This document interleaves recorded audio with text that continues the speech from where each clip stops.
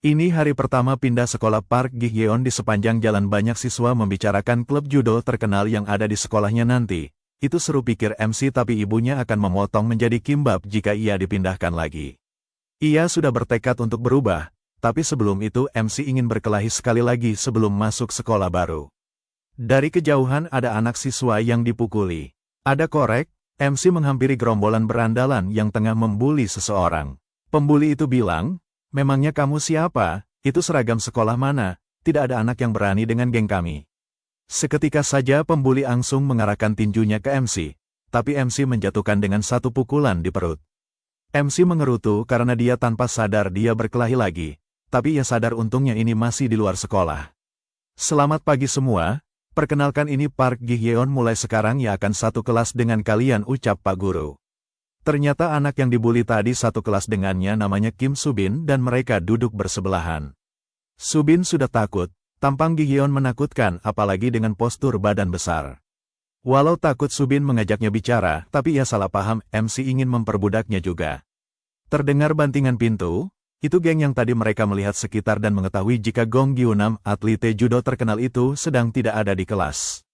Langsung aja mereka masuk dan menghampiri Subin, tapi salah satu dari mereka mengenali MC, walaupun MC sudah menggunakan kacamata agar terlihat seperti siswa teladan. Pembuli itu berteriak dengan keras kalau yang memukulnya pagi tadi sebelum berangkat sekolah adalah siswa baru itu. Ketua geng langsung mengepalkan tinju dan sayangnya MC dapat menghindar. Terjadi perkelahian sengit, semua orang dari kelas sebelah pun datang untuk melihat.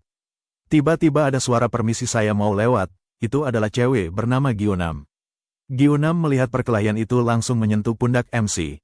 Gi-yeon terkejut dan refleks memukul Gi-unam, tapi refleks Gi-unam jauh lebih cepat.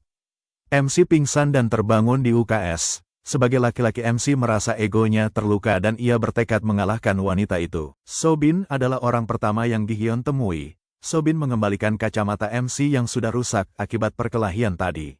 Gi-yeon mengatakan penglihatannya normal. Ia menggunakan kacamata hanya karena agar terlihat seperti siswa baik-baik. "Tapi di hari pertama saja aku sudah gagal." Sobin menghibur MC dengan mengatakan wajar saja Gi-yeon kalah melawan Gi-unam. Seketika MC diam dan menyanggal. Ia menegaskan hal ini terjadi karena wanita itu memukulnya tanpa persiapan. Sobin bilang tidak akan terjadi cedera serius karena Gi-unam menahan diri. Sambil meremas roti, MC merasa harga dirinya direndahkan dan ingin segera bertanding ulang. Di lain tempat, Gi-unam sedang olahraga di lapangan. Tadi ia dimarahi pelatih karena berkelahi di kelas lagi. Pasalnya keikutsertanya dalam turnamen akan didiskualifikasi jika ia berbuat masalah lagi. Satu sekolah heboh, biasanya geng pembuli itu akan langsung takut jika datang Dewi Judo itu, tapi kali ini siswa baru itu berbeda. Mereka berasumsi MC jatuh cinta, seperti di film-film, sambil mengatakan, "Kau adalah orang pertama yang berani memukulku." Dewi Judo itu belakangan ini tidak berkelahi di sekolah, semakin menguatkan jika mereka akhirnya saling jatuh cinta. Pintu terbuka, MC teriak sambil berkata, "Ayo lanjut, kemarin aku gak bisa tidur gara-gara kamu." "Wowewe, satu kelas heboh." Gi-unam bangkit, ia sudah muak dengan desas-desus ini. Menarik Gi-yeon ke belakang sekolah dan sekali lagi membantingnya dengan mudah. Sambil berteriak, "Jika kau terus begini aku akan benar-benar membunuhmu." Padahal wajahnya tersipu. Yang menyaksikan kejadian itu ada Sobin, langsung menghampiri Gi-yeon. Di lain sisi ada kapten klub judo dan senior kelas 2, sekolah memang lagi ribut gara-gara hal ini. Subin dan Gi-yeon dihukum di kelas, MC pingsan sehingga mereka terlambat masuk kelas. Sambil dihukum, Sobin menjelaskan, kenapa MC bisa kalah, dan apa itu judo. Judo itu seperti ombak, jika pusat pijakan tidak kuat akan ikut terbawa. Semalaman Gi-yeon menonton video perlombaan judo, mempelajari teknik secara otodidak. Sampai di sekolah langsung mengajukan pertandingan lagi dengan Gi-unam. Gi-unam baru menoleh, tapi MC langsung mendaratkan pukulan, mau tidak mau Gi-unam bertahan. Dengan tekelan kaki dan mencoba untuk membantingnya, tetap tidak berhasil. Memang ada alasan mengapa Gi-unam disebut Dewi Judo. MC malah terbanting lagi dan lagi, kali ini di taman penuh bunga milik sekolah. Gawat, ternyata wakil kepala sekolah datang, ini sinyal bahaya. Lagi-lagi anggota judo berulah, memang si klub judo itu isinya siswa-siswa nakal semua.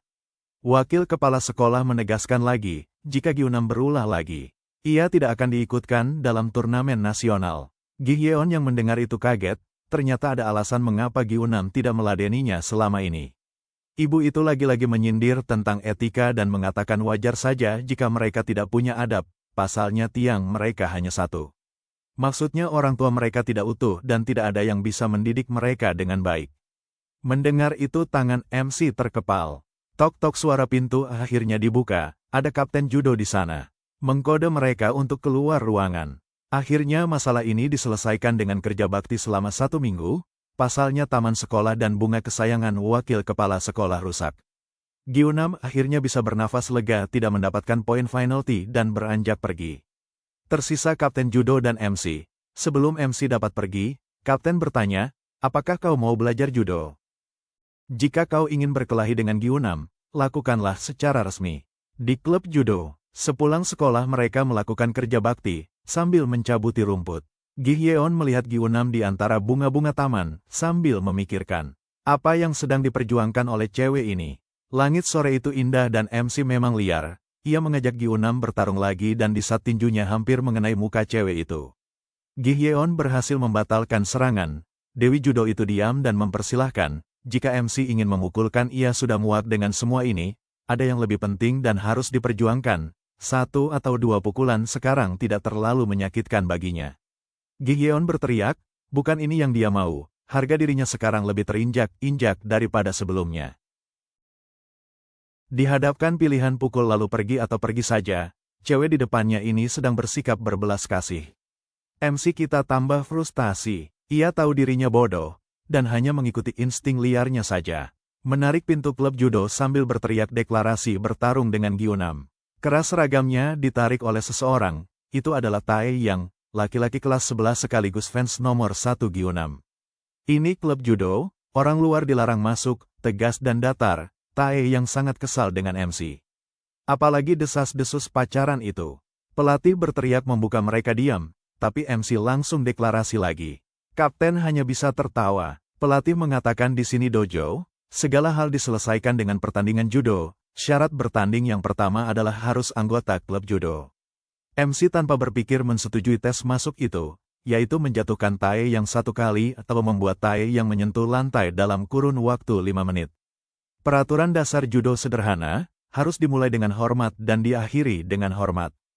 Dilarang menggunakan tinju, dan menarik kaki menggunakan tangan.